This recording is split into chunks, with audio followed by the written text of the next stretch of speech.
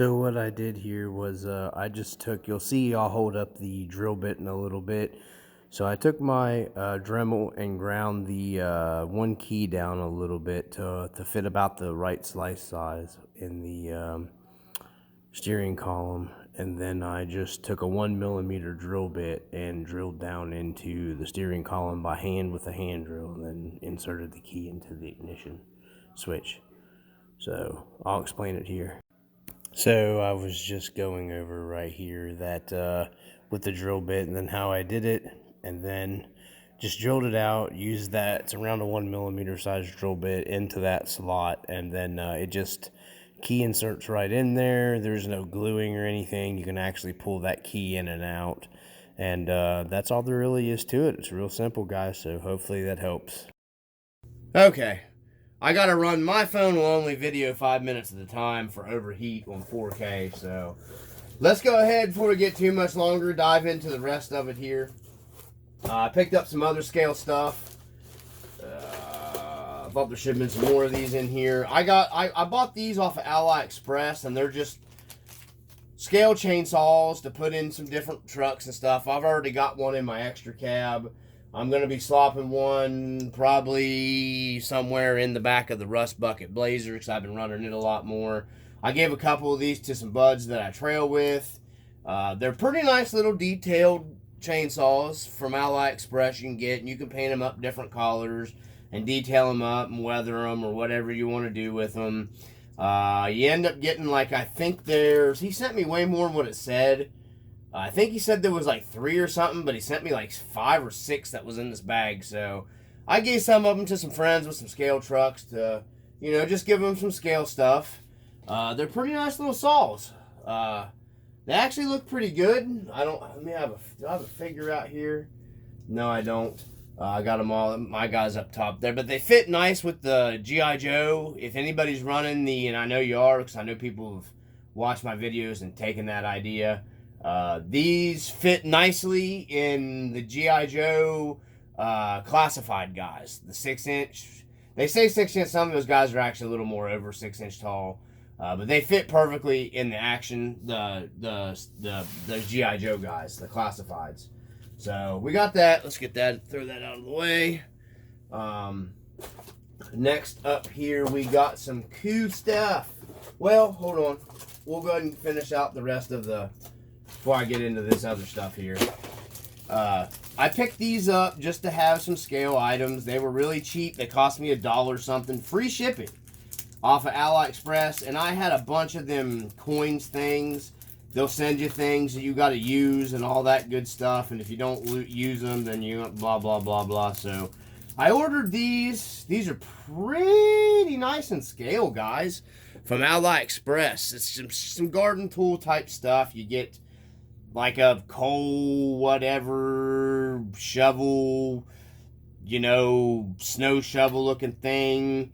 You get a kind of a rake that's bent the wrong way, or maybe it's a pitchfork type looking. That's not a pitchfork because it's more like a rake with a straight in pitchfork style. But I guess this should be bent down to be a proper rake. But it is what it is. Hang on the wall. Got a nice garden hoe here. For like hoeing your garden or digging up, weeds or whatever. I thought this stuff would make nice little, throw them in the bed. The only problems I found with these is these ends aren't glued. I thought there was another shovel.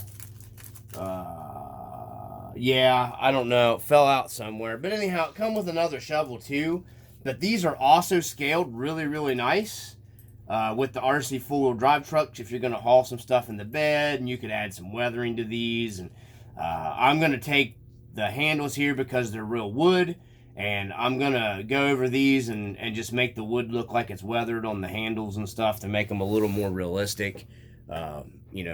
Before I may keep them in the shop, lean them up against the wall. Just really cool stuff that you can get cheap from AliExpress if you look around. The only thing bad about them is the heads on these things aren't glued on very well, so I would recommend going in here and you can just pull these right off if you're going to haul them in the beds of your trucks. Give you some super glue or some kind of E6000. I don't know what they got holding them in there, but to glue them all together real good after you get them all, scaled up, because the heads of them come off really easy. It's just no big deal. It's an easy fix. I imagine some good wood epoxy, or I mean some good epoxy that's good for wood and metal and stuff would probably work just as fine as well. I'm just what I'm gonna do. I'm just gonna epoxy them all together there, but they're pretty nicely scaled. That's the shovel. That's the rake. That's the hoe. The hoe. So that one don't have an OnlyFans. Oh. So, anyways, that's those. Next up here, let me see how much time we got on this. I'm gonna stop it and start. Okay, we're back. So we got next thing up. Well, yeah, I got all this stuff off of Etsy. This is all Etsy stuff. I had these in my cart forever, off of Etsy.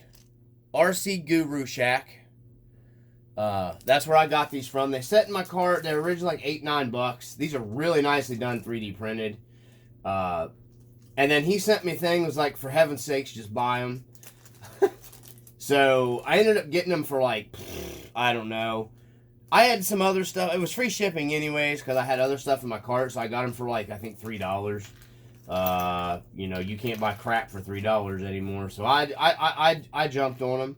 And what they are is they're just really nice little scale outlets here. If I can hold them up there. Like little scale outlets. I got these because I'm working on the scale garage. I got these that go around in the scale garage. There's a bunch of them. There's, looks like, hold on. We got 1, 2, 3, 4, 5, 6 regular outlets. And then 2, these are individual pieces. 2 outlets with the rocker on and off switches for like your light switches and whatnot. They're actually really nicely done, 3D printed. They'll look good in my scale garage, and they come with a little 3D printed power box. Focus. You know, I may be able to run some wire down to it. I plan on working on that stuff. The scale garage is still way under construction. It'll probably stay that way for a long time. But I got these for the scale garage. Once I get the second edition added, I'm probably adding another. I don't know. I'm gonna go crazy building it up still. We're still working on the scale garage. So I got those. Those are for the scale garage here. Next item up here is some cool scale keys. These came from Etsy as well.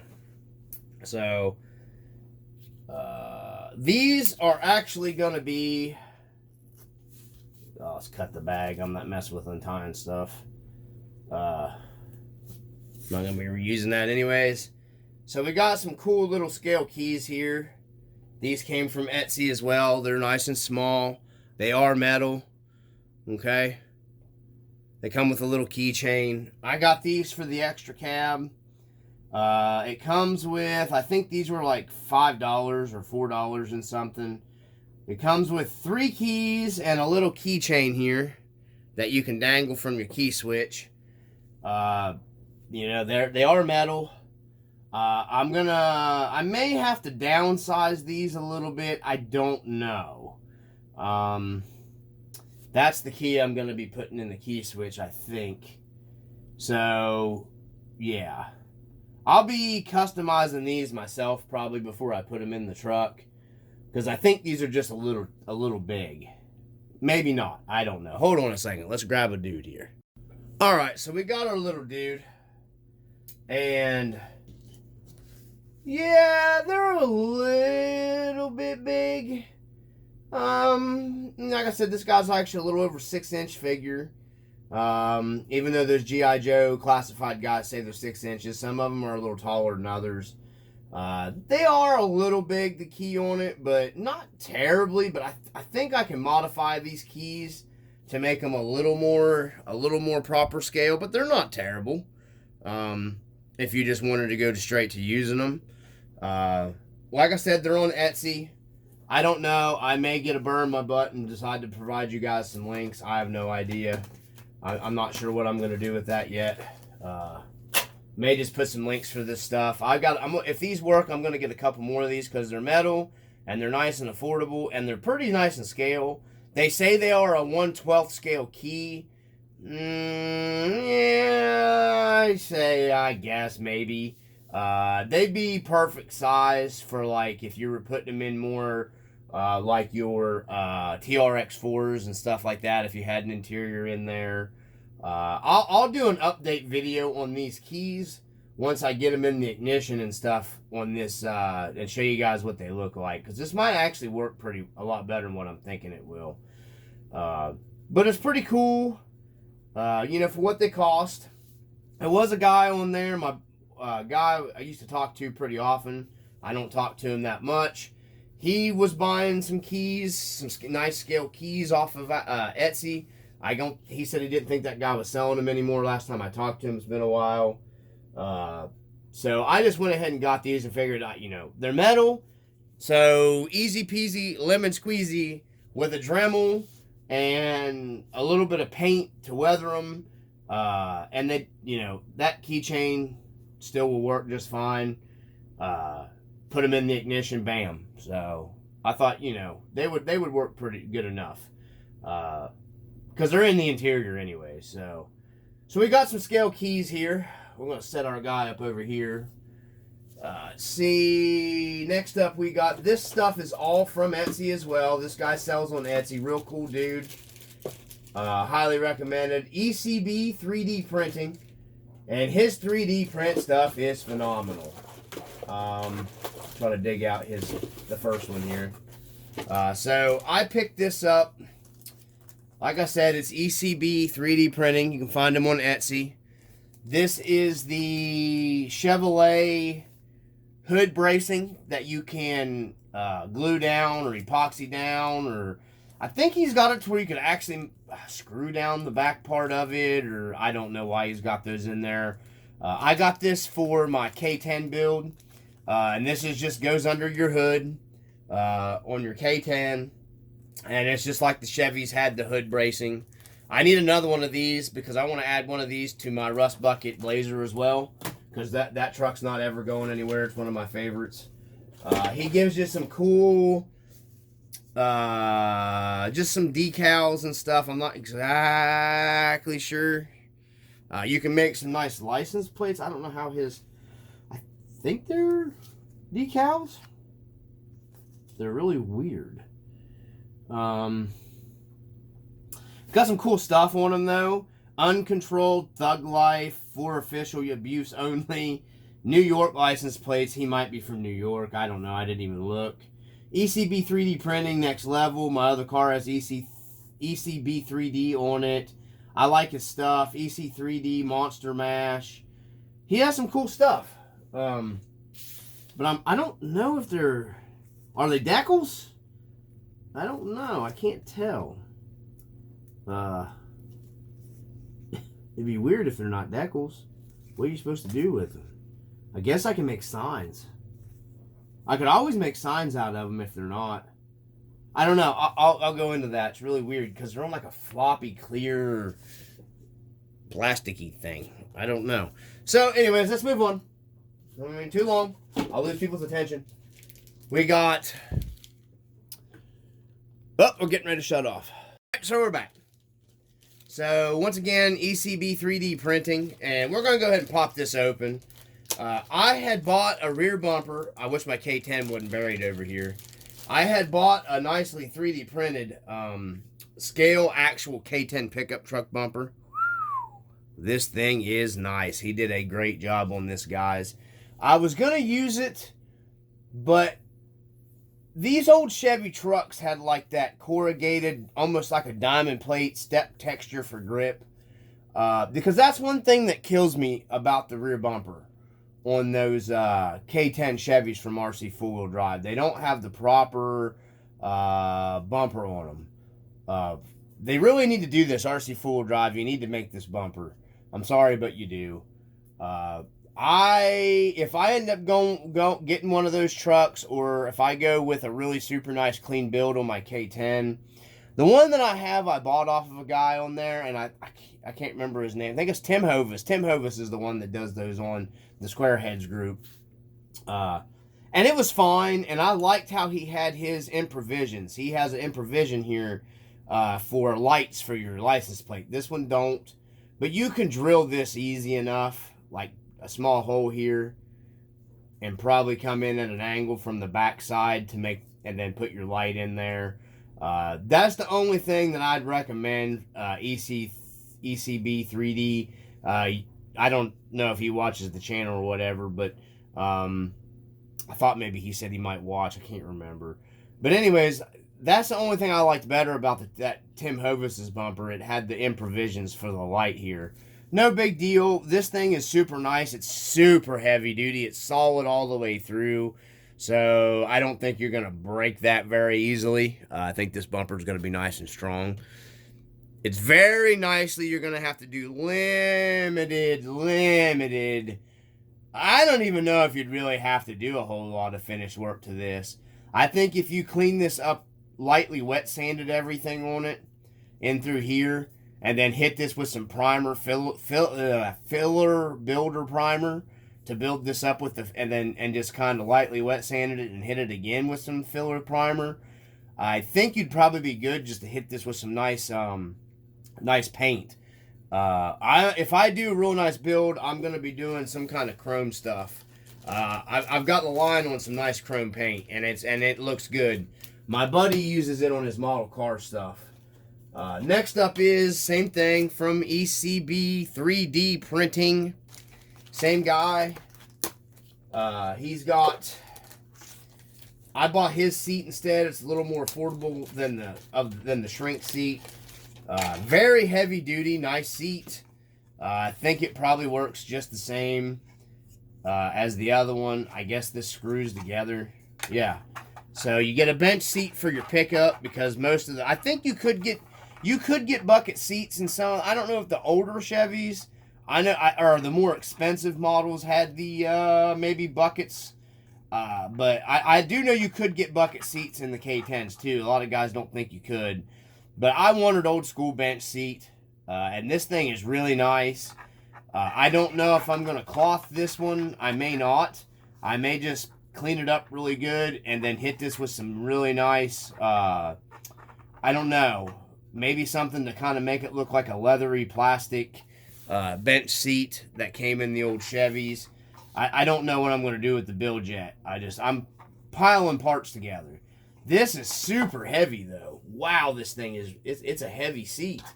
Bolted. This piece right here is a chunk right there. Really nicely made stuff, man. This guy's making really nice stuff. So I got his seat. I think the seat's like 20 some bucks. Well worth it in my opinion, what he's selling them for. You know, I don't mind spending money out on my builds. You know, especially for something that's good quality, stuff like this. I had one of the shrink seats. I think the shrink seats are like 40, 50 bucks now. This was just a lot more affordable option. So, yeah, we got the stuff to start, some more stuff to start on the K10. I don't know for sure when that build's going to start on the K10. It will start. I want to get back on this one and do the leaf springs first. I'm going to toss these inner fenders over there. Toss those back up there. I want to get this thing. What I was saying was I want to get this one completely done first. And then, so that means the aluminum mount. I still need some lights for this up here. It's no big deal. I'll get that. And then the actual U-bolts. I just killed my guy. And I want to do a video. I'm going to do a separate video. Because I had several people asking me about the U-bolt stuff. Inquiring, they were quite inquirable about the U-bolt stuff. So I want to do that. I want to do that specifically first. Well, that'll be my next video. I don't know if it will be. That video will probably be next week. This is the last video. I'm slowing down my videos just because it takes a lot, guys. I don't think a lot of people realize it does take a lot of time to sit and edit and create content.